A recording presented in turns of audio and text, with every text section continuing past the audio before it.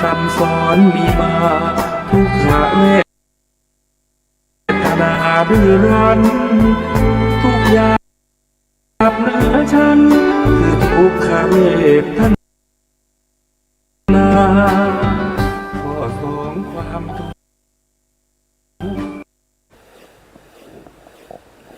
พุทธังสรณังกัจฉามิ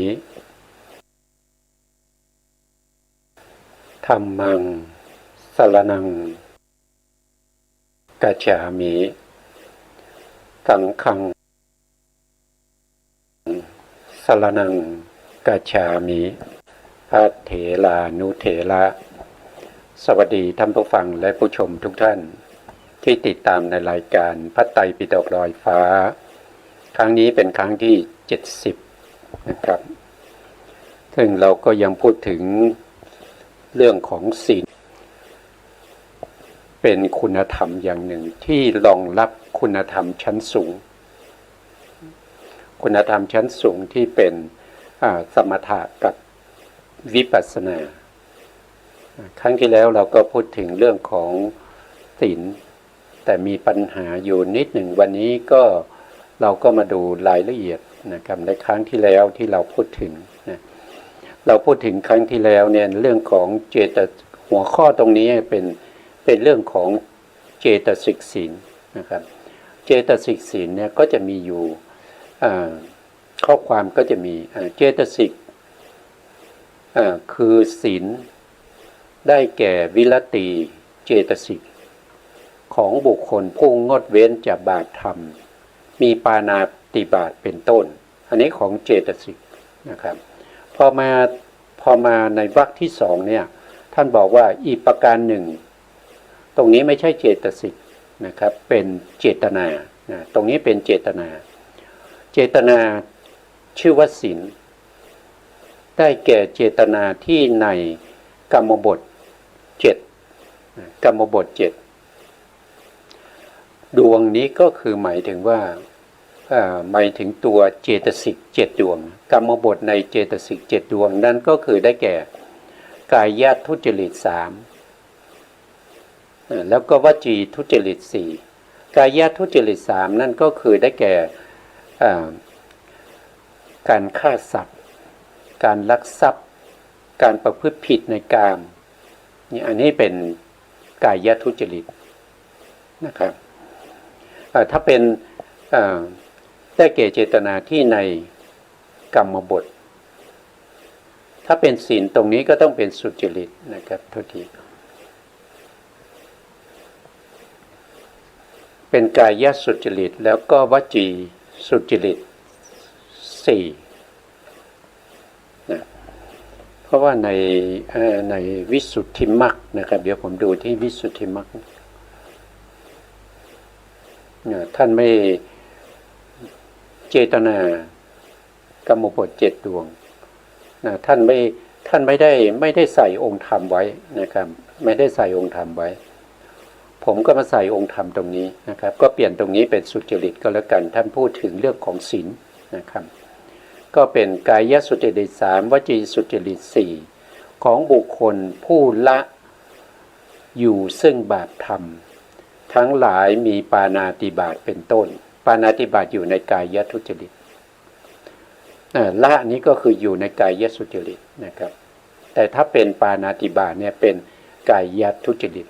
แต่ถ้าละปาณาติบาตก็เป็นกายสุจริตนะต่อมาก็จะเป็นเจตสิกนะครับไม่ใช่เจตนานะเป็นเจตสิกนะเจตสิกชื่อว่าศีลได้แก่กุศลธรรมทั้งหลายคือความไม่โลภและความไม่พยาบาทความเห็นชอบที่ตัดไว้โดยในอาทิว่าภิกษุละอภิชฌาแล้วเป็นผู้มีจิตปราศจากอภิชฌาอยู่นี่ก็เป็นทั้งเจตสิกศีลแล้วก็เป็นเจตนาศีลนะครับตรงนี้มีหมายเหตุนะครับมีการละเว้นจากอกุศลธรรมทั้งหลายโดยที่ไม่ ได้สมาทานไว้ก่อนนี้เรียกว่าเป็นเจตสิกศีลนะคือไม่ได้สมาทานไว้ก่อนก็เป็นเจตสิกศีลแต่ถ้าสมาทานไว้แล้วก็ละได้ก็เป็นเจตนาศีลเพราะอะไรก็เพราะว่าอาการสมาทานเนี่ยเจตสิกที่มีกำลังนั่นก็คือได้แก่ตัวเจตนาแต่ถ้าไม่ได้สมาทานแล้วก็ละได้ตัวที่มีกำลังนั่นก็คือได้แก่เจตสิกผ่านไปนะครับ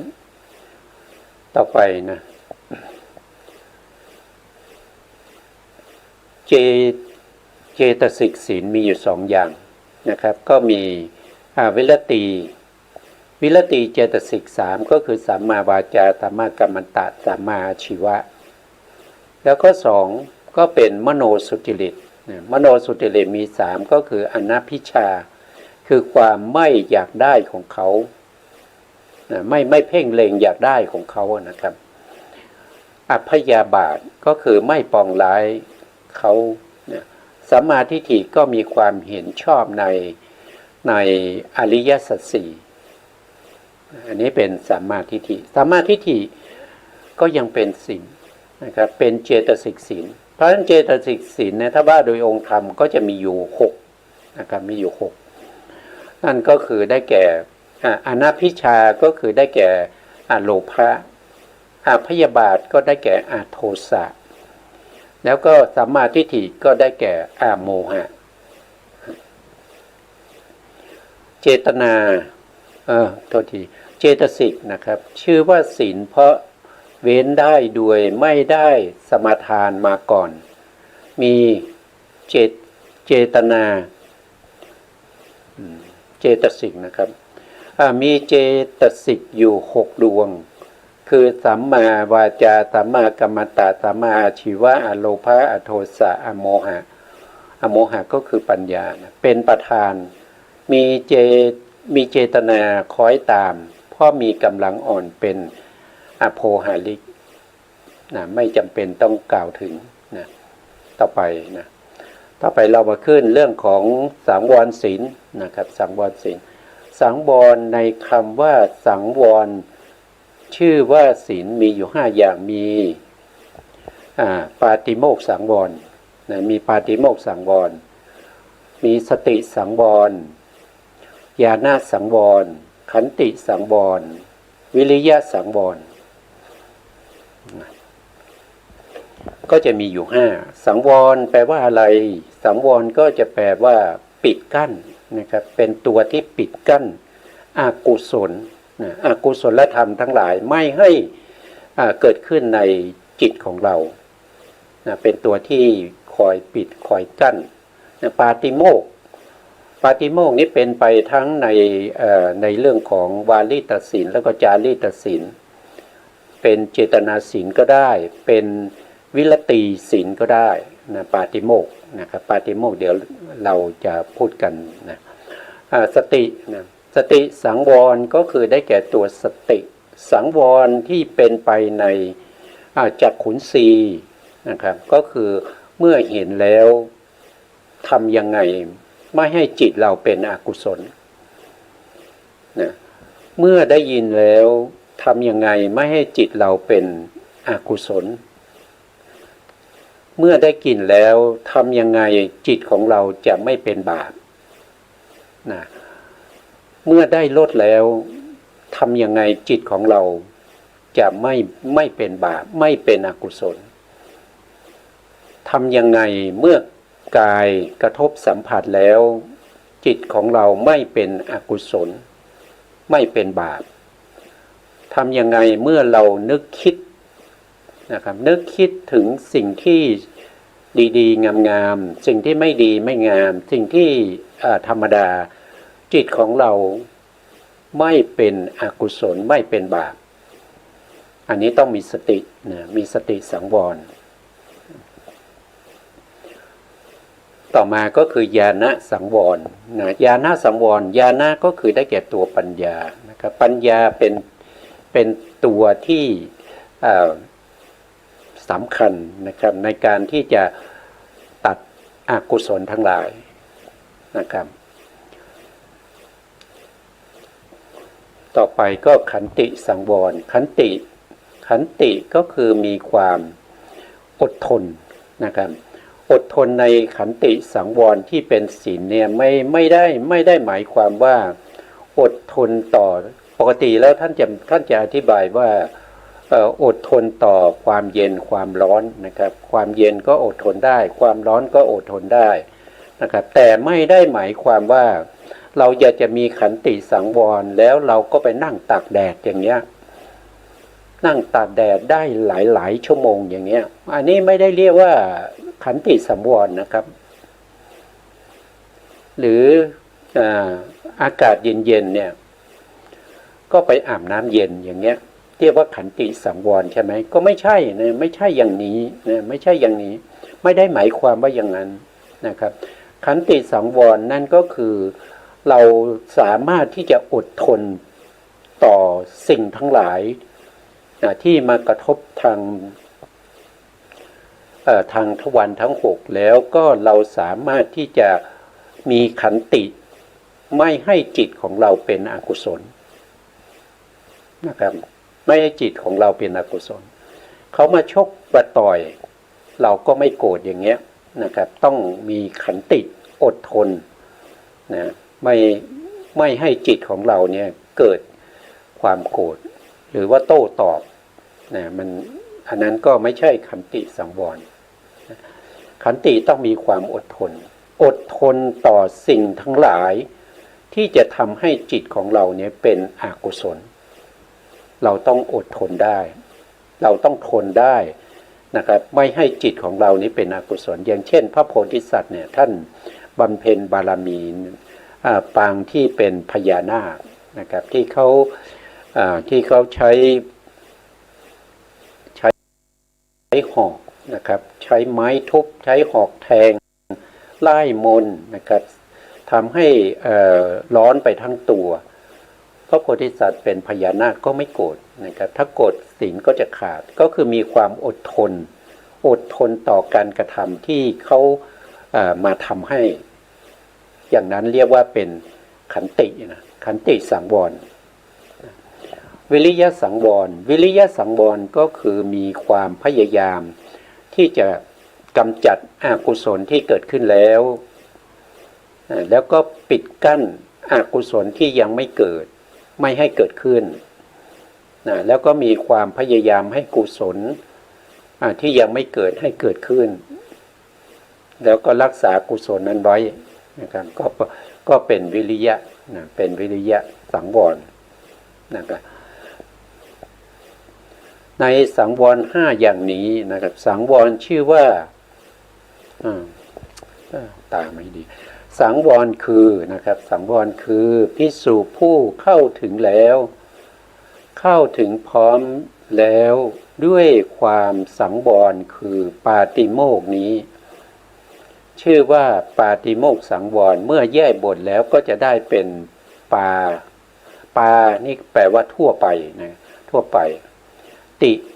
อีกบทหนึ่งก็เป็นล่วงนะครับโง่ก็แปลว่าพ้นนะก็แปลว่าพ้นเมื่อรวมความแล้วเนี่ยก็จะแปลว่าหลุดพ้นโดยทั่วในอบายภูมินะครับแปลโดยความหมายนะครับก็คือหลุดพ้นไปจากอบายภูมิทั้ง4นะหลุดพ้นไม่ต้องไปเกิดถ้ายังมีปาติโมกข์สังวรนะครับปาติโมกข์ก็คืออย่างพวกเราเนี่ยเป็นคฤหัสถ์เนี่ยก็จะเป็นศีล5อย่างนี้นะครับศีล5ศีล8นะอุโบสถศีลหรือว่าสามเณรศีล10นะหรือว่าจะเป็นพระภิกษุก็227อย่างนี้ก็เรียกว่าเป็นปาติโมกข์ปาติโมกข์สังวรก็คือเป็นคุณธรรมที่ปิดกั้นอกุศลไม่ให้เกิดขึ้นในใจ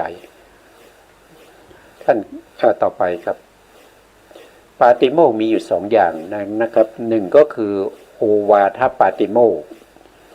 โอวาทปาติโมกข์เป็นปาติโมกข์ที่พระพุทธองค์แสดงนะครับพระพุทธองค์แสดงตั้งแต่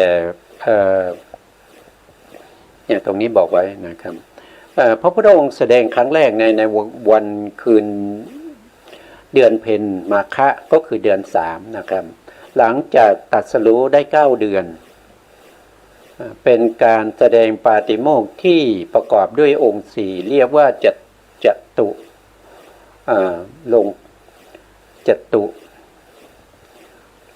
ลงคะสันนิบาตนะครับจตุลงคะสันนิบาตนะซึ่งมีเพียงครั้งเดียวในพระพุทธศาสนาของใครก็คือของพระสมณโคดมนะในศาสนาของพระพุทธเจ้าองค์อื่นๆเนี่ยบางครั้งก็จะมีอยู่2หรือ3ครั้งนะครับเพราะว่าครบองค์4นะต้องครบองค์4จตุรงคสันนิบาตเนี่ยต้องครบองค์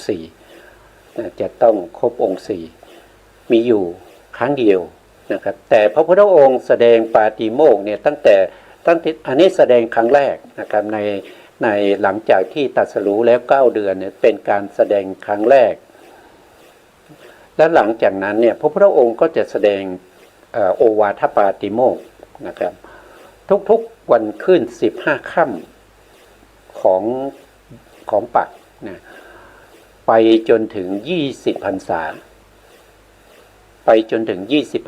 นะครับนะ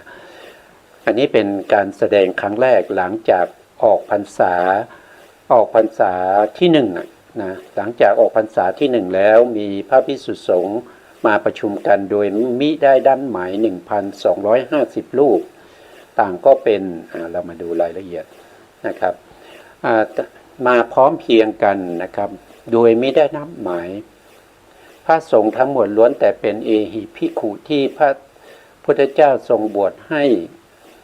ด้วยพระองค์เองทั้งสิ้นซึ่งเรียกว่าเป็นเอหิภิกขุอุปสัมปทา2ก็คือพระสงฆ์เหล่านั้นล้วนแต่เป็นพระอรหันต์นะครับคือเป็นผู้มีอภิญญา6อภิญญา6ก็คืออภิญญานี้เป็นเรื่องของส่วนใหญ่ก็จะเป็นเรื่องของการแสดงฤทธิ์นะครับจะแสดงฤทธิ์ได้นะอภิญญาเนี่ยไม่ใช่จะได้ด้วยง่ายๆนะอภิญญานี้ก็ต้องทำฌานนะครับต้องทำสมาธิให้ได้ปฐมฌานทุติยฌานตติยฌานจตุตฌานหรือปัญจมฌานก่อนสำหรับผู้มีบุญบารมีเก่าพอได้ปัญจมฌานแล้วซึ่งเป็นรูปฌานนั้นก็ใช้ปัญจมฌานนั้นเจริญอภิญญาอธิษฐานอภิญญานะครับก็สามารถที่จะได้อภิญญานะอภิญญาผมทำไว้หรือเปล่าว่าอภิญญามีอะไรบ้างนะครับอภิญญาก็จะมี1ก็คือมโนมยิทธิก็คือเรื่องของการแสดงฤทธิ์ทางใจอิทธิวิทะก็คือการแสดงฤทธิ์โดยการเหาะเหินเดินอากาศอะไรพวกนี้นะแล้วก็ต่อมาก็คือทิพะจักขุก็คือมีตาทิพย์นะครับแล้วก็ทิพโสตะก็คือมีหูทิพย์นะแล้วก็มีเจโตปริยติญาณนั่นก็คือรู้วาลจิตนะสามารถที่จะรู้วาลจิตได้แล้วก็มีอันที่4เนี่ยก็จะเป็นอาสวะโทษทีอันที่6ก็จะเป็นอาสวะขยญาณนะครับก็จะมีอภิญญาอยู่6อย่างนะครับเป็นโลกิยะอยู่5แล้วก็เป็นโลกุตระ1นะต่อไปข้อที่3นะครับก็คือวันนั้นเป็นวันเพ็ญเดือนมาฆะนะครับขึ้น15ค่ำเดือน3นะขึ้น15ค่ำเดือน3ข้อที่4พระผู้มีพระภาคเจ้าได้แสดงธรรมเทศนาก็คือโอวาทปาติโมกข์นะครับก็โอวาทปาติโมกข์เนี่ยท่านก็แสดงเดี๋ยวผมดูรายละเอียดนิดหนึ่งนะครับ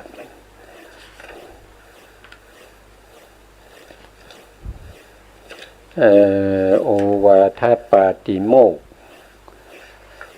ก็จะก็อยู่ตรงไหนเอ่ยนะบางครั้งเรา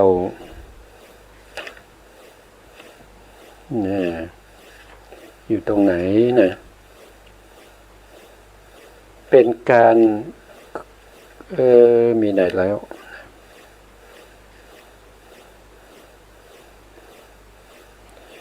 คือพระพุทธองค์เนี่ยแสดงก็ไม่ยาวนะครับนิดเดียวเองนะครับไม่มากนะไม่มากก็หนึ่งก็คือให้คือผมยังหาไม่เจอนะครับหนึ่งก็คือให้ไม่ทำบาปทั้งปวงนะแล้วก็ให้ทำกุศลให้ถึงพร้อมนะสามก็คือให้ทำจิตให้ผ่องใสนะก็แสดงอย่างนี้นะครับก็จะแสดงอย่างนี้นะแล้วก็พระพุทธองค์ก็จะแสดงโอวาทปาติโมกข์เนี่ยไปทุกเดือนนะครับติดต่อกันอยู่ถึงพรรษาที่20นะพรรษาที่20พอพรรษาที่20เนี่ยที่พระพุทธองค์ก่อนที่พระพุทธองค์จะแสดงเนี่ยเมื่อภิกษุมาพร้อมหน้ากันแล้วเนี่ยคือเดี๋ยวบอกก่อนนะครับว่าจตุรงคสานิบาตนี่มีอยู่ครั้งเดียวเท่านั้นนะมีอยู่ครั้งเดียวเท่านั้นก็คือครบองค์4เนี่ยมีอยู่ครั้งเดียวแล้วหลังจากนั้นเนี่ยจะไม่ครบองค์4ละอย่างเช่นพระภิกษุสงฆ์ที่มาประชุมกันอย่างมากก็500รูปนะมีแค่500รูป300รูป200รูปขึ้นอยู่กับว่าพระพุทธองค์จำพรรษาอยู่ที่ไหนแล้วก็มีภิกษุที่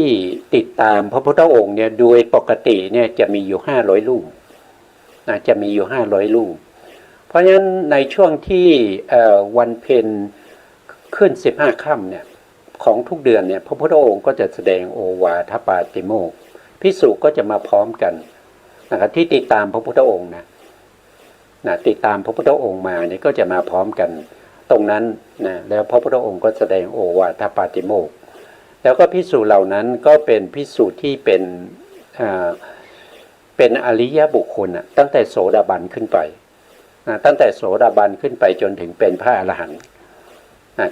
ก็จะฟังโอวาทปาติโมกข์จากพระพุทธองค์พอพรรษาที่20เนี่ยพระพุทธองค์เมื่อภิกษุมาพร้อมกันแล้วเนี่ยพระพุทธองค์ก็เสด็จมาประทับที่พุทธอาฏแล้วก็ไม่ทำอะไรไม่แสดงอะไรนั่งประทับนั่งอยู่เฉยๆเป็นเวลานานพระอานนท์ก็เข้าไปทูลถามพระพุทธองค์ว่าตอนนี้ภิกษุพร้อมแล้วนะภิกษุทั้งหลายพร้อมแล้วขอพระองค์จงแสดงโอวาทปาติโมกข์พระพุทธองค์ก็นิ่งนะครับพระอานนท์ถามถึง3ครั้งนะพระพุทธองค์ก็บอกว่าในบริษัทนี้มีพระภิกษุที่ไม่บริสุทธิ์นะบริษัทนี้มีภิกษุที่ไม่บริสุทธิ์เราจะไม่ตถาคตจะไม่แสดงโอวาทปาติโมกข์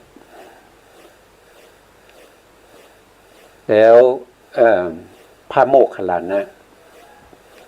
ก็ลุกขึ้นจากอาสนะแล้วประกาศว่าภิกษุทั้งหลายนะผู้ใดที่มีศีลที่ไม่บริสุทธิ์ขอให้ลุกออกจากที่นี้ไปภิกษุทั้งหลายก็นิ่งไม่มีใครลุกออกจากที่นั่งนะครับพระโมคคัลลานะประกาศถึง3ครั้งก็ยังนิ่งอยู่นะพระโมคคัลลานะก็เข้ายานแล้วก็เห็นภิกษุนะครับที่มีศีลที่ไม่บริสุทธิ์พระโมคคัลลานะก็บอกให้ออกไปเขาก็ไม่ออกนะครับพระโมคคัลลานะถึงจะต้องเดินไปแล้วก็ถือแขนลากนะครับถือแขนฉุดกระชากออกไปจากคณะหน้าตรงนั้นนะครับแล้วก็ปิดประตูลงก่อนไม่ให้เข้ามา นะพระพุทธองค์ก็ตรัสว่านะครับตั้งแต่วันนี้เป็นต้นไปนะเราจะไม่แสดงโอวาทปาติโมกข์ให้พวกเธอแสดงกันเองนะแต่ครั้งนี้จะแสดงให้คือครั้งนี้จะแสดงและหลังจากนี้ไปพรรษาที่20เนี่ยจะแสดงอยู่นะหลังจากพรรษาที่21ไปนี้จะไม่แสดงแล้วให้ภิกษุทั้งหลายแสดงกันเองนะให้ภิกษุทั้งหลายแสดงกันเองเพราะฉะนั้นการที่ภิกษุแสดงปาติโมกข์เนี่ยเราไม่ได้เรียกว่าโอวาทปาติโมกข์นะเราเรียกว่าเป็นอาณาปาติโมกข์ก็คือหมายถึงว่าเอาศีลที่พระพุทธองค์ทรงบัญญัติเนี่ยนะครับที่พระพุทธองค์บัญญัติเนี่ยรวบรวมมานะครับมาแสดงให้ภิกษุทั้งหลายเนี่ยเข้าประชุมแล้วก็ฟังนะครับฟังปาติโมกข์เป็นอาณาปาติโมกข์อาณาปาติโมกข์ที่แสดงในพรรษาแต่ละพรรษาเนี่ยจะมีไม่เท่ากันนะอย่างเช่นพรรษาตั้งแต่20พรรษาเนี่ยก็จะมีอาณาปาติโมกข์นี้ไม่มากก็เพราะว่าภิกษุทั้งหลายเนี่ยยังเป็นบุคคลที่บริสุทธิ์แล้วก็ไม่ฝืนไม่ทำผิดไม่ทำผิดศีลนะครับไม่ทำผิดศีลพระพุทธองค์ก็ไม่ได้บัญญัติในเรื่องของศีลนะครับก็มีไม่มากนะครับต่อมาก็จะมีพระที่เป็นปุถุชนเนี่ยเข้ามาบวชกันมากขึ้นเนี่ยพวกนี้ก็จะมีการผิดศีลมีการผิดศีลพระพุทธองค์ก็บัญญัติศีลแต่เมื่อมีการประพฤติผิดพระพุทธองค์ก็จะบัญญัติเป็นศีลเป็นข้อตามที่ภิกษุได้ประพฤติผิดนะพระพุทธองค์ไม่ได้บัญญัติไว้ก่อนนะครับไม่ได้บัญญัติไว้ก่อนแต่จะบัญญัติตามเมื่อภิกษุทั้งหลายนะครับรูปใดรูปหนึ่งไปทำผิดอย่างนั้นอย่างนี้นะพระพุทธองค์ก็จะตัดห้ามนะครับแล้วก็บัญญัติเป็นศีลแล้วก็บุคคลที่เป็นต้นบัญญัติเนี่ยพระพุทธองค์ก็ไม่ได้ปรับอาบัตินะครับไม่ได้ปรับอาบัติก็ถือว่าเขาไม่ได้ผิดศีลนะครับก็มีเรื่องเล่าอยู่เรื่องหนึ่งนะครับก็มีศีลนี้เป็นปาราชิกนะครับปาราชิกคือใครเป็นต้นบัญญัติในเรื่องของการเสพเมถุนนะก็คือพระสุทินนะพระสุทินนี้เป็นผู้ที่บวชด้วยศรัทธานะครับบวชด้วยศรัทธาแล้วก็มีความตั้งใจนะครับสมัยนั้นพระพุทธองค์ยังไม่ได้บัญญัติในเรื่องของการเสพเมถุนเนี่ยให้เป็นศีลนะครับยังไม่มีในศีลยังไม่มีการเสพเมถุนยังไม่มีนะครับแล้วพระสุทเล่าประวัติสุทินนิดหนึ่งว่าพระสุทินเนี่ยท่านไปตอนนั้นยังไม่ได้บวชนะครับก็ไปฟังธรรมนะครับไปฟังธรรมเมื่อฟังธรรมแล้วเกิดความศรัทธาก็เข้าไปทูลพระพุทธองค์ขอบวชนะพระพุทธองค์ก็ถามว่าเธอได้ขออนุญาตบิดามารดาหรือยังนะพระสุทินก็บอกว่ายังสุทินก็ยังบอกว่ายังไม่ได้ขอพระพุทธเจ้าก็บอกว่างั้นก็ไปขออนุญาตบิดามารดาก่อนนะสุทินก็กลับไปที่บ้านก็ไปขออนุญาตพ่อแม่นะพ่อแม่ก็ไม่ให้บวชเพราะว่ามีลูกชายอยู่คนเดียวแล้วก็เขาเป็นเศรษฐีด้วยนะครับกลัวจะไม่มีใครมาสืบทอดเงินทองทั้งหลายที่มีอยู่เนี่ยก็จะถูกยึดเข้าคลังนะครับของพระราชาเนื่องจากเมื่อเจ้าของเนี่ยตายไปก็ตกเป็นของหลวงอย่างเงี้ยนะพ่อแม่ก็ไม่ให้บวชพระสุทินก็ ประท้วงด้วยการอดอาหารนะครับอดอาหารอยู่ถึง5-6 วัน5-6 วันนะครับเพื่อนเขาก็มานะครับมาเยี่ยมนะมาถามนะก็มาเห็นพระสุทินนะครับโอ้ผอมจนผิวเหลืองนะครับไม่ได้ทานอาหารมา6 วันจะเข้า7 วันแล้วนะดูลักษณะอาการแล้วไปไม่รอดแน่นะครับสุทินต้องตายแน่ๆเลยนะถ้าพ่อแม่ไม่ให้บวชนะครับเพื่อนเขาก็ไปคุยกับพ่อแม่เขาว่าท่านอยากจะเห็นลูกชายของท่านอยู่ตลอดเท่าอายุของท่านไหมหรือว่าจะเห็นเฉพาะวันนี้กับพรุ่งนี้เท่านั้นนะครับถ้าขืนปล่อยไว้อย่างนี้ไม่เกินวันที่7นะครับหลังวันที่7ไปเนี่ยลูกชายของท่านจะตายแน่นอนท่านจะไม่ได้เห็นละแต่ท่านอนุญาตให้เขาบวชเนี่ยท่านก็สามารถที่จะไปพบลูกชายได้สามารถที่จะไปทำบุญกับลูกชายได้นะก็คิดไปคิดมาก็อนุญาตให้บวชนะครับพออนุญาตให้บวชพระสุทินก็บวชนะบวชแล้วพระสุทินก็ไปจำพรรษาที่เมืองอื่นนะครับไปที่อื่นเลยนะครับแล้วก็ได้สัก2-3 ปีมั้งก็ยังไม่สามารถที่จะทำคุณธรรมให้สูงให้เป็นพระอริยบุคคลได้ยังเป็นปุถุชนอยู่นะครับแล้วก็กลับมาที่เมืองนี้อีกนะแล้วก็แม่เขารู้นะครับแม่เขารู้เขาก็ไปเยี่ยมลูกชายนะครับแล้วก็ไปคุยกับลูกชายว่าทรัพย์สินทั้งหมดเนี่ย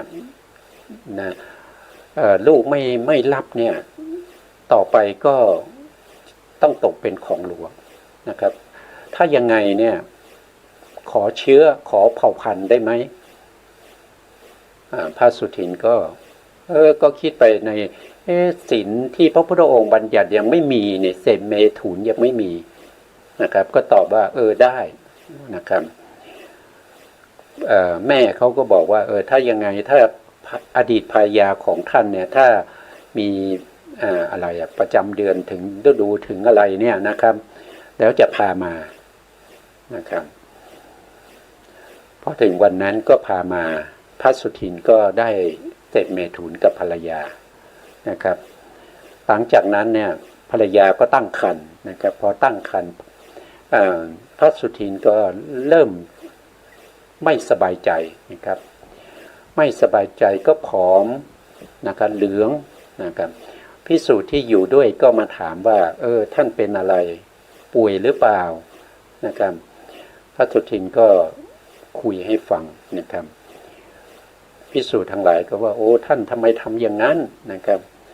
ทำไม่ถูกนะครับก็พาไปหาพระพุทธเจ้าพระพุทธเจ้าก็ตำหนินะก็ตำหนิแล้วก็ไม่ได้ปรับอาบัตินะไม่ได้ให้พระสุทินเนี่ยลาสิกขานะเพราะว่าเป็นต้นบัญญัตินะเป็นต้นบัญญัติแล้วพระพุทธองค์ก็บัญญัติว่าตั้งแต่นี้ไปถ้าใครเสพเมถุนเนี่ยไม่ว่าจะเสพเมถุนกับมนุษย์นะหรือว่าเป็นสัตว์หรือว่าเป็นอะไรก็ตามนะถ้ามีการเสพเมถุนเนี่ยถือว่าขาดจากความเป็นพระเป็นปาราชิกนะครับอันนี้ก็เป็นให้ที่พูดนี้ก็คือหมายถึงว่าให้รู้ว่าการบัญญัติหนึ่งก็คือการบัญญัติศีลเนี่ยพระพุทธองค์ไม่ได้บัญญัติไว้นะครับแต่บัญญัติเมื่อมีเรื่องราวเกิดขึ้นแล้วถึงจะบัญญัติแล้วก็บุคคลที่เป็นต้นบัญญัติพระพุทธองค์ก็ไม่ได้ปรับอาบัตินะครับแต่ถ้าดูประวัติของพระสุทินเนี่ยพระสุทินเนี่ยบวชมาตลอดชีวิตก็ไม่ได้คุณธรรมอะไรนะไม่ได้คุณธรรมอะไรเลยนะครับแล้วท่านก็ไม่สามารถที่จะทำฌานหรือว่าจะทำมรรคผลให้เกิดขึ้นได้ก็ไม่ได้ก็เป็นปุถุชนจนตลอดชีวิตนะครับปัจจุบันนี้ก็ไม่รู้ว่า เป็นยังไงนะครับ เพราะว่าไปเกิดที่ไหนยังไงเราก็ไม่รู้นะครับไม่ได้มีไว้ในไม่มีหลักฐานที่เอ่ยไว้ในแม้แต่ในตำราในในในตำนานนะครับผมวันนี้พูดเพี้ยนเยอะตำนานนะครับตำนานหรือว่าเป็น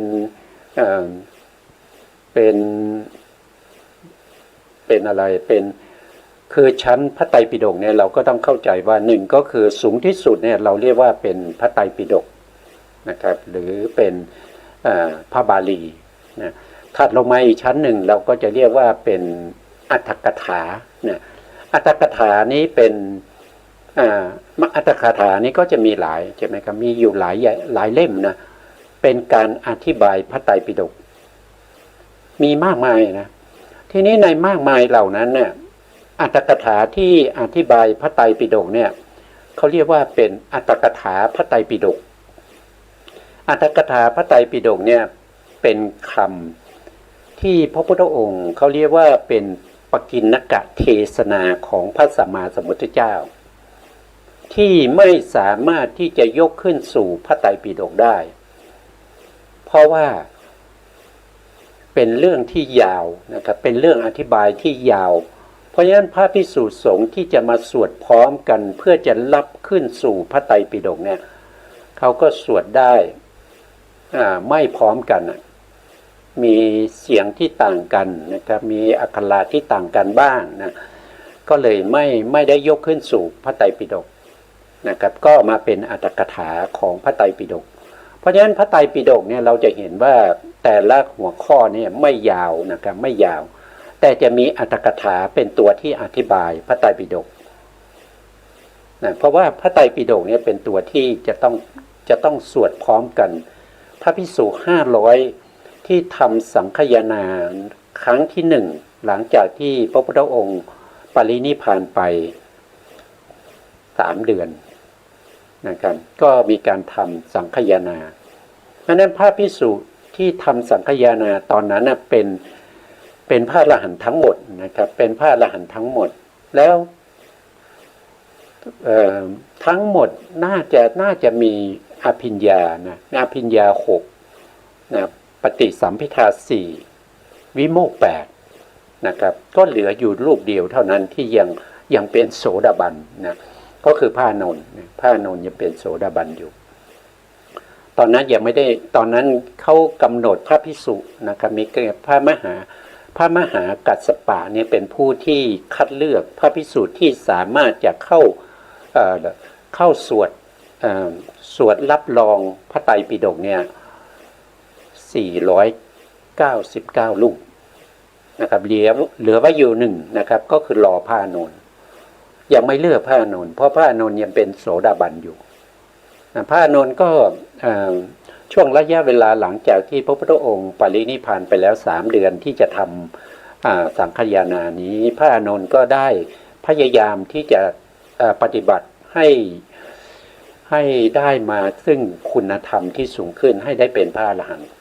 นะครับพระอานนท์นี้ปฏิบัติจนเขาเรียกว่าวิริยะมากเกินไปนะครับวิริยะมากนะครับวิริยะมากเกินไปจึงไม่สำเร็จเป็นพระอรหันต์นะครับเพราะฉะนั้นพรุ่งนี้จะทำสังฆยนานะครับคืนนี้พระอานนท์ก็ปฏิบัติอย่างเคร่งครัดนะครับอุกิจนะครับพอดึกเข้าเนี่ยดูท่าทางจะไม่ไหวแล้วนะครับก็เลยคิดว่าจะพักผ่อนสักแป๊บหนึ่งแล้วก็จะมาปฏิบัติต่อนะครับในขณะที่ท่านไปพักผ่อนหลังกำลังจะเอนจะนอนนะครับแล้วก็นั่งแล้วก็จะนอนนะครับยึดเท้าก็ยกขึ้นนะครับหลังก็จะนอนกับพื้นแล้วนะครับในขณะนั้นนะครับท่านก็ได้ตรัสรู้เป็นพระอรหันต์ท่านก็ได้เป็นพระอรหันต์ในขณะที่จะว่าท่านนั่งก็ไม่ใช่ท่านอนก็ไม่ใช่นะครับขาก็ขึ้นยกขึ้นแล้วหลังก็กำลังจะติดกับพื้นนะก็ได้เป็นพระอรหันต์ในขณะนั้นเพราะว่าท่านผ่อนอินทรีย์ทั้งหลายที่มันมากเกินไปวิริยะมากเกินไปอย่างเงี้ยนะครับไม่เสมอกัน พอท่านจะพักผ่อนเนี่ยนะครับอินทรีย์เสมอกันท่านจึงได้เป็นพระอรหันต์นะบางท่านก็สงสัยบางท่านก็กล่าวว่านะครับได้พูดว่าเห็นไหมนะพระอานนท์เนี่ยศึกษามากนะครับเป็นพระหูสูตรได้เอกทัคคะถึง5 ตำแหน่งศึกษามากเกินไปจึงไม่ได้เป็นพระอรหันต์เลยตั้งแต่บวชมาอันนี้พูดไม่ถูกนะครับพูดไม่ถูกนะถ้าเราดูถ้าเราไปดูประวัติของเขาเรียกว่าพระที่ได้ตำแหน่งอุปถากพระพุทธเจ้าเนี่ยเป็นพุทธอุปถากเนี่ยทุกองค์เนี่ยจะต้องเป็นโสดาบันนะครับตั้งแต่อดีตมาพระพุทธเจ้าในอดีตนะครับตั้งแต่พระพุทธเจ้าพระพุทธเจ้าเนี่ยมีมากมายมาจนถึงปัจจุบันเนี่ยนับไม่ถ้วนนะครับนับไม่ถ้วนแต่ที่เรารู้จักกันโดยชื่อปัจจุบันเนี่ยก็มีมากนะครับแต่ที่จำกันได้ก็จะมีอยู่28รูปตั้งแต่ตังหังกรนะครับตังหังกรสารณกรทีเมธังกรสารณกรโกทัญโยมังคละนะครับสุมนานะเดวัตตะโสพิตตะอโนมัทัสสีพวกเนี้ยก็มีพุทธอุปถากพุทธอุปถากทุกรูปเนี่ยเป็นโสดาบันนะครับเพราะว่าความเป็นพระอรหันต์เนี่ยจะไปอุปถากเนี่ยมันจะมีปัญหานะครับเพราะว่าคุณธรรมของท่านนี้สูงเกินกว่าในการที่จะอุปถากพระสัมมาสัมพุทธเจ้าเพราะว่าการที่จะทำกิจต่างๆเนี่ยบางครั้งเนี่ยพระอรหันต์ท่านจะเป็นประเภทที่ปล่อยวางมากนะครับแต่กิจของพระพุทธองค์เนี่ยมากมายเหลือเกินนะครับผู้ที่จะทำได้จะต้องเป็นโสดาบันนะครับพุทธอุปถากของพระพุทธเจ้าทุกองค์เนี่ยเป็นโสดาบันแล้วก็จะได้เป็นพระอรหันต์ต่อเมื่อพระพุทธเจ้าปรินิพพานไปแล้วทุกองค์เลยเช่นเดียวกับพระอานนท์นะครับไม่ใช่ว่าพระอานนท์เมาแต่ศึกษาปริยัตินะครับไม่ได้สนใจปฏิบัติไม่ใช่นะพระอานนท์เนี่ยสนใจในเรื่องของการอุปถากพระพุทธองค์นะตั้งแต่พรรษาที่20เนี่ยที่พระพุทธองค์แต่งตั้งพระอานนท์ให้เป็นพุทธอุปถากเนี่ยแล้วพระอานนท์ก็ทำได้ดีจนได้เอกทัคคะในเรื่องของพุทธอุปถากไม่มีภิกษุองค์ไหนที่จะอุปถากดูแลพระพุทธเจ้าได้ดีเหมือนกับพระอานนท์เพราะว่าตั้งแต่พรรษาที่1จนถึงพรรษาที่20เนี่ยไม่มีบุคคลที่ดูแลพระพุทธเจ้าประจำนะครับมีแต่พระภิกษุที่เวียนมานะครับอย่างเช่นพระภิกษุบางครั้งเนี่ยสุนัขขตะลิบฉวีนะครับก็ยังเคยเป็นพุทธอุปถากนะครับมีหลายรูปผมจำไม่ได้นะครับตั้งแต่พรรษาต้นมาเนี่ยนะครับก็มาเป็นพุทธอุปถากนี่มีหลายรูปมีพระอานนท์ด้วยนะครับเข้าออกอย่างนี้นะครับแต่พรรษาที่20เนี่ยพระพุทธองค์แต่งตั้งพระอานนท์ให้เป็นพุทธอุปถากประจำตั้งแต่พรรษาที่20จนถึงพรรษาที่45เนี่ยมีแต่พระอานนท์เท่านั้นที่จะดูแลพระพุทธองค์แล้วพระอานนท์นี้เป็นบุคคลที่เข้าตั้งความปรารถนามาตั้งแต่อดีตชาติตั้งแต่พระพุทธเจ้าพระพุทธเจ้าปัทุมุตตะนะพระพุทธเจ้าปัทุมุตตะนับจากนี้ไป100,000 มหากัปเขาตั้งความปรารถนาจะเป็นพุทธอุปถากนะของพระพุทธเจ้าองค์ใดองค์หนึ่งในโอกาสข้างหน้าแล้วก็ทำบุญถึง7 วันนะทำบุญ7 วันแล้วพระพุทธเจ้าปทุมุตตะก็ให้คำพยากรณ์ว่านับจากนี้ไป100,000 มหากัปเนี่ยจะมีพระพุทธเจ้าโคตมะอุบัติขึ้นในโลกนี้แล้วท่านก็จะได้เป็นพุทธอุปถากของพระพุทธเจ้าโคตมะเขาไม่ได้ว่าอยู่ๆแล้วก็จับฉลากมาเป็นนะครับเขาตั้งความปรารถนามาเขาต้องการตำแหน่งนี้มาเป็นเวลาถึง แสนมหากัปกว่าจะได้เป็นไม่ใช่เรื่องเล็กเรื่องน้อยไม่ใช่ว่าเขาเมาแต่ศึกษาปริยัตินะครับเขาเมาแต่ทำนู่นทำนี่เขาจึงไม่ได้เป็นพระอรหันต์ไม่ใช่นะเพราะความเหมาะสมในการที่จะเป็นพุทธอุปถากก็จะต้องเป็นอย่างนั้นนะครับจะต้องเป็นอย่างนั้น เพราะว่าแต่ละวันเนี่ยกิจของพระพุทธองค์เนี่ยมีมากมายนะครับเดี๋ยวก็มีพระราชานะมาเข้าเฝ้าเดี๋ยวก็มีเศรษฐีมาเข้าเฝ้าเดี๋ยวก็มีอะไรภิกษุนะภิกษุที่มาจากที่อื่นเดี๋ยวคนนั้นก็มาขอบวชเดี๋ยวคนนี้ก็มาฟังธรรมคนนั้นก็มาถามปัญหาเดี๋ยวเทวดาก็มาอีกเทวดาก็มาถามปัญหานะครับเดี๋ยวพรหมก็มาอีกนะครับมามากมายนะเพราะฉะนั้นก็เป็นหน้าที่ของพระอานนท์ที่จะต้องจัดสรรเรื่องของการเข้าเฝ้าพระพุทธองค์นะครับเพราะฉะนั้นพระอานนท์นี้จะทำกิจนี้ตลอด25 พรรษาหลังๆเนี่ยนะครับเขาต้องทำอย่างนี้เพราะว่าเขาตั้งความปรารถนาจะเป็นพุทธอุปถากมาก่อนนะเพราะฉะนั้นก็อย่าสงสัยเลยนะครับว่าการศึกษาปริยัติแล้วจะทำให้เนิ่นช้าในเรื่องของการที่จะได้คุณธรรมได้มรรคได้ผลเนี่ยอย่าสงสัยเลยนะขึ้นอยู่กับแต่ละบุคคลนะครับขึ้นอยู่กับแต่ละบุคคลว่าในอดีตเนี่ย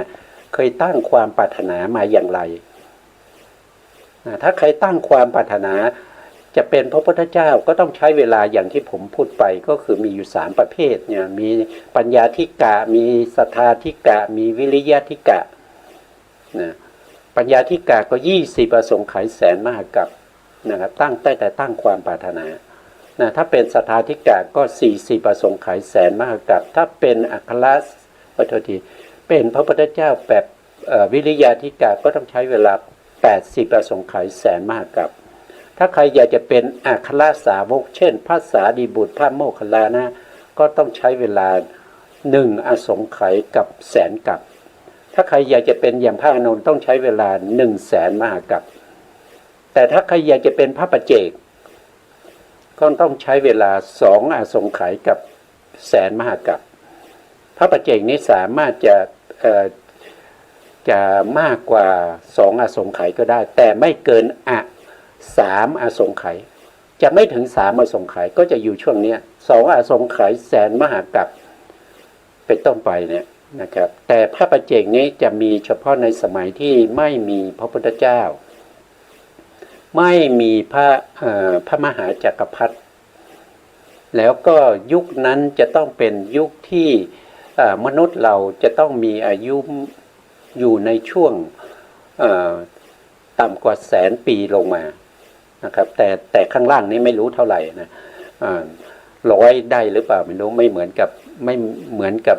พระพุทธเจ้าของเราได้หรือเปล่าพระพุทธเจ้าของเราเนี่ยมนุษย์เรามีอายุที่เรียกว่าอายุกับที่100 ปีนะครับแต่พระปัจเจกเนี่ยเมื่อมนุษย์มีอายุกับที่100 ปีเนี่ยพระปัจเจกจะมีหรือเปล่าไม่รู้นะเพราะว่า100 ปีเนี่ยมนุษย์เราเริ่มมีกิเลสที่มันมากเริ่มมีกิเลสที่มันมากจนถึงปัจจุบันเนี่ยกิเลสมากมายเหลือเกินปัจจุบันนี้มนุษย์เรามีอายุเฉลี่ยอยู่ที่74 ปีกว่า75 ปีนะอันนี้เป็นเรื่องที่มีในอัตถกถานะครับในอัตถกถาฎีกานะครับเมื่อกี้ผมพูดถึงเรื่องของคัมภีร์ทางพระพุทธศาสนาใช่ไหมครับ1ก็คือพระไตรปิฎกนะรองลงมาก็คืออัตถกถาก็จะมีทั้งที่เป็นอธิบายพระไตรปิฎกแล้วก็เป็นอัตถกถาที่อาจารย์ภายหลังที่ท่านแต่งขึ้นมาเพื่อจะขยายความพระไตรปิฎกนั้นให้ชัดเจนยิ่งขึ้นนะครับส่วนมากผู้ที่แต่งอัตถกถานี้ก็จะเป็นพระอรหันต์ทั้งหมดเลยทั้งหมดเลยนะครับจากอัตถกถาก็จะมาเป็นฎีกานี้จะเป็นคัมภีร์ที่ขยายอัตถกถานะครับไม่ใช่ขยายพระไตรปิฎกนะขยายอัตถกถาคือหมายความว่าพระไตรปิฎกเนี่ยถ้าเราอ่านแล้วเราไม่เข้าใจเนี่ยเราก็มาดูที่อัตถกถา อัตถกถานี่จะอธิบายไว้ ถ้าเราอ่านอัตถกถาแล้วยังไม่เข้าใจนะเราก็ต้องไปดูฎีกาไม่เข้าใจก็ไปดูอนุฎีกาไปดูอนุฎีกาไม่เข้าใจก็ต้องไปโยชนาไปคันถีปัจจุบันก็เป็นเกจิอาจารย์เป็นผู้ที่อธิบายแต่ทั้งหมดทั้งมวลที่อธิบายในคัมภีร์เหล่านี้จะต้องชี้แนวไปทางที่เป็นโลกุตระเป็นธรรมที่ชี้ไปในเรื่องของมรรคผลนะแต่ถ้าธรรมนั้นไม่ได้ชี้ไปในเรื่องของโลกุตระอันนั้นเราไม่ถือว่าเป็นคำสั่งสอนของพระพุทธเจ้านะครับเพราะเป็นธรรมที่ไม่สามารถที่จะประพฤติปฏิบัติให้ได้มรรคผลได้ก็จะมีอย่างนี้นะครับก็จะเป็นระดับอย่างนี้นะครับอันนี้ก็พูดนอกเรื่องไปเยอะเหมือนกันนะเราก็มาดูในสไลด์ต่อไปนะครับสไลด์ต่อไปท่านพูดถึงอาณาปาติโมกข์นะคือปาติโมกข์หมายถึงคัมภีร์ที่รวมพระวินัย227ข้อคัมภีร์ที่ประมวลพุทธบัญญัติอันทรงตั้งขึ้นเป็นพุทธอาณาก็คือหมายถึงเป็นอาณาเขตนะถ้าเราพูดถึงอาณาเขตของพระสัมมาสัมพุทธเจ้าเนี่ยมีถึงถ้าจำไม่ผิดน่าจะเป็น10,000 โลกธาตุนะ10,000 โลกธาตุนี่นะครับเป็นอาณาเขตของพระพุทธเจ้านั่นก็คือหมายถึงว่า10,000 จักรวาลนะ10,000 จักรวาลนี้เป็นเขตของพระพุทธเจ้าหมายความว่ายังไงหมายความว่าคำสั่งสอนของพระพุทธเจ้าเนี่ยสามารถที่จะกระจายไปได้ถึง10,000 จักรวาลอย่างเช่นธรรมจักรกัปปวัตนสูตรที่พระพุทธองค์ทรงแสดงเป็นครั้งแรกหลังจากที่ได้ตรัสรู้เป็นพระพุทธเจ้าแล้วมีมนุษย์เราฟังอยู่แค่5 รูปเป็นปัญจวัคคีย์นะครับมีมนุษย์5แต่ว่ามีพรหมมามากมายพรหมนั้นมาจากไหนก็มาจาก10,000 จักรวาลมาฟังธรรมแต่พรหมได้ตรัสรู้ได้เป็นพระอริยบุคคลไปอยู่ถึง18 โกฏถ้าจำไม่ผิดนะ18 โกฏนะครับอย่างเช่นตอนที่พระพุทธองค์แสดงพระอภิธรรมที่ชั้นดาวดึงส์แสดงพระอภิธรรมโปรดพุทธมันดาที่ดาวดึงส์ก็มีพรหมมาจาก10,000 จักรวาลนะครับมาฟังธรรมที่ตรงนั้นก็ได้ตรัสรู้ธรรมไปมากมายนะครับหลายโกฏมากกว่า18 โกฏเท่าไหร่จำไม่ได้นะครับมากกว่านั้นนะครับแต่ไม่มีมนุษย์ไม่มีมนุษย์อยู่ตรงนั้นแต่มนุษย์ที่ได้ฟังพระอภิธรรมเป็นคนแรกแล้วก็เป็นคนที่ทำให้เราได้ศึกษาพระอภิธรรมจนถึงปัจจุบันนั่นก็คือได้แก่พระสารีบุตรพระสารีบุตรเนี่ย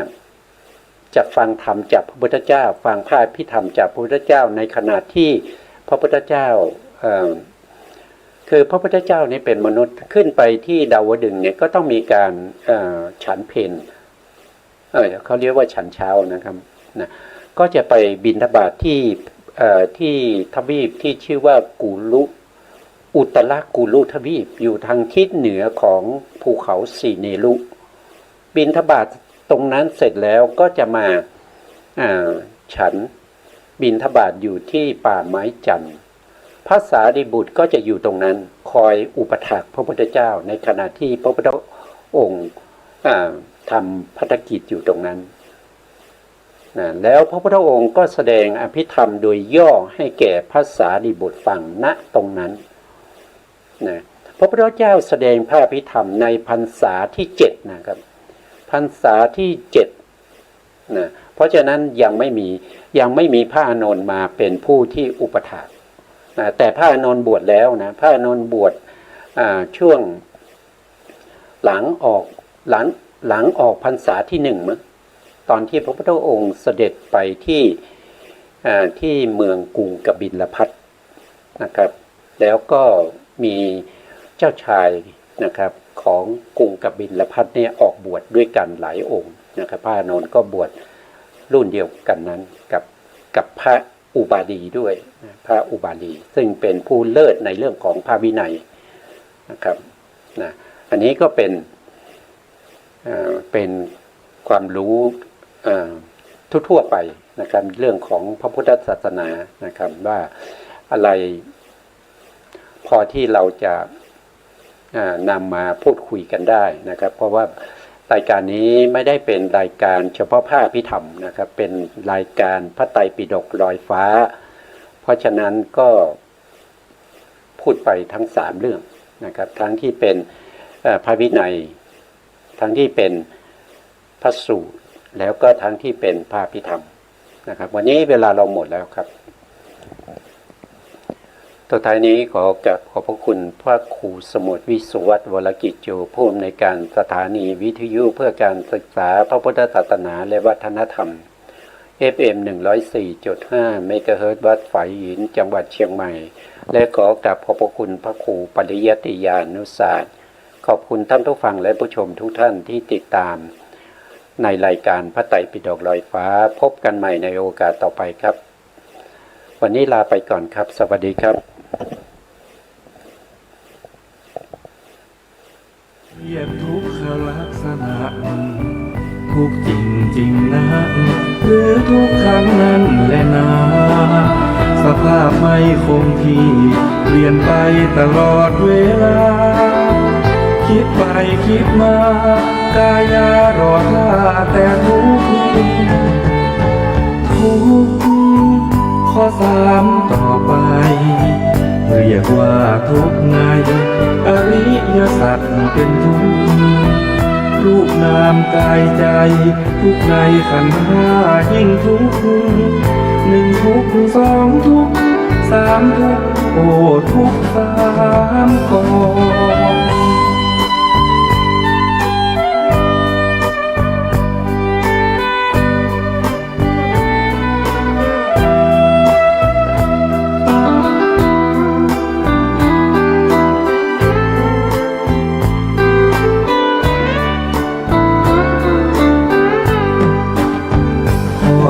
งความทุกข์เรียกทุกขลักษณะทุกข์จริงๆนะ